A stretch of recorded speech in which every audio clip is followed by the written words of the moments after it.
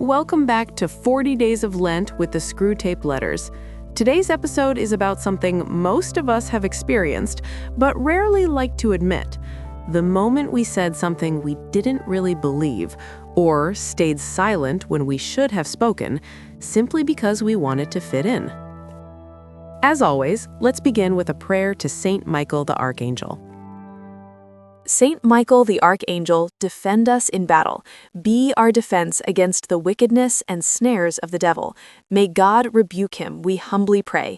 And do thou, O Prince of the heavenly host, by the power of God, thrust into hell Satan and all the evil spirits who prowl about the world for the ruin of souls. Amen.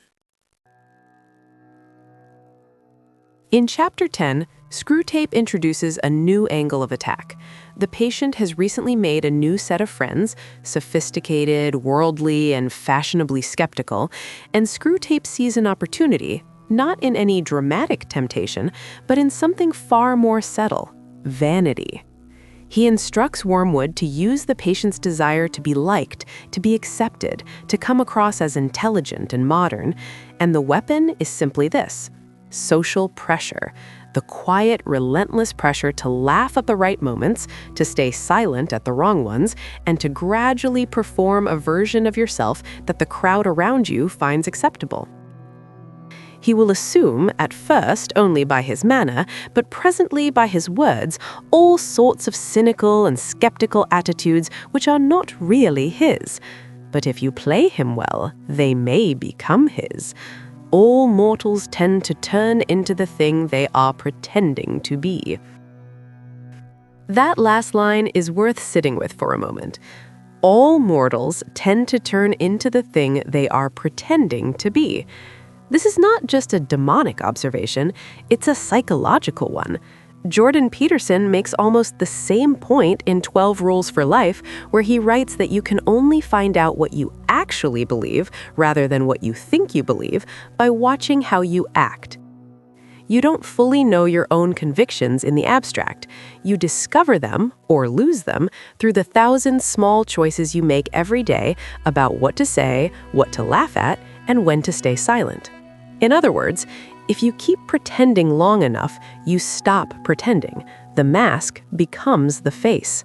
And this is the real dilemma Screwtape is engineering.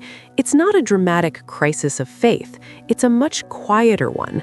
The choice, repeated dozens of times a day in ordinary conversation, between saying what you actually believe and saying what will make you popular, between being truthful and being fashionable. Now, Screwtape is shrewd enough to know that the patient may eventually notice what's happening.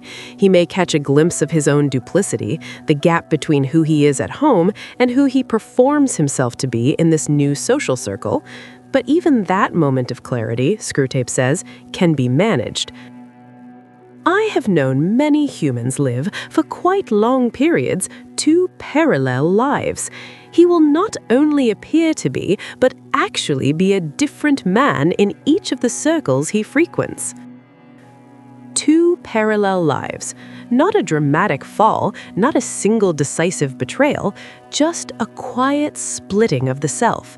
One version for the people who know him as he really is, another version for the people he wants to impress. And Screwtape, ever practical, notes that this double life tends to bring its own consequences. Overspending to keep up appearances, neglecting responsibilities, allowing the performance to quietly crowd out the substance. This is the dilemma at the heart of vanity. It is exhausting to maintain, and it costs more than you budgeted for. But here's the deeper spiritual question it raises. When we say things we don't believe to be liked, when we laugh at something we find wrong, or stay silent about something we know to be true, who exactly are we lying to? The people around us, yes, but also, gradually, ourselves. Because paraphrasing Peterson, if you don't say what you believe, you end up, slowly and almost imperceptibly, beginning to believe what you say. The performance takes over the performer. You begin to act falsely, and eventually you go blind to the fact that you're doing it at all. And isn't this, when we're honest, something that happens not just in dramatic social situations, but in the smallest corners of daily conversation? A cynical joke at someone's expense because the table will laugh, or a dismissive comment about a person who isn't there to defend themselves? Which brings us to something remarkable that Pope Leo XIV wrote in his Lenten message for 2026, titled Listening and Fasting. He calls on the faithful to undertake what he describes as a fast from words that wound, a concrete, practical form of penance.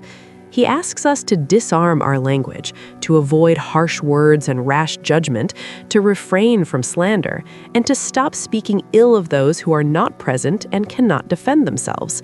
And when I read that, I thought immediately of Screwtape's patient, laughing when he ought to be silent, performing cynicism to seem sophisticated. Because isn't that precisely what the Pope is identifying? That some of the words that wound others most are spoken not out of malice, but out of vanity. Not because we hate the person we're dismissing, but because we want the people listening to find us clever or cool or comfortably one of them. So our Lenten resolution today is simple, and it comes directly from Pope Leo's message. This week, before you speak, especially in a group, especially when the social current is pulling you toward a quick joke or a cutting remark about someone not in the room, pause. Ask yourself one honest question. Do I actually believe this, or am I just performing it? And if the answer is the latter, stay silent. Not the silence of Screwtape's patient, who goes silent when he ought to speak, but the silence of someone who has decided their integrity is worth more than their popularity. The silence that over time keeps the mask from becoming the face. Because Lent is not only about what we give up at the table, it's also, as Pope Leo reminds us, about what we choose not to say. And in a world that rewards performance and punishes sincerity, that particular fast may be one of the most countercultural things a Christian can do. Thanks for listening, and see you in the next episode of 40 Days of Lent with the Screwtape Letters.